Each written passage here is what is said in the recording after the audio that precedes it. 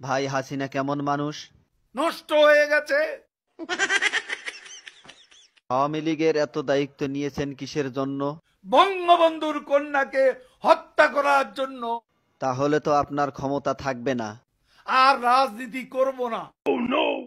কাদের ভাই, জয় তো আওয়ামী লীগের নেতৃত্ব দিবেন, আপনার মতামত কি?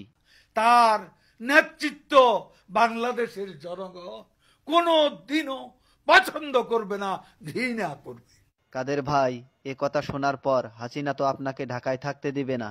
ঢাকা শহর শেখ হাসিনার কি বাপের সম্পত্তি? কাদের ভাই, আওয়ামী লীগ কেমন দল? এরা খুনি। আপনার কাছে শহীদ জিয়া কেমন ছিলেন? সে মহানায়ক, মহাবীর। আপনার দৃষ্টিতে মৌলানা নিজামী কেমন মানুষ ছিলেন?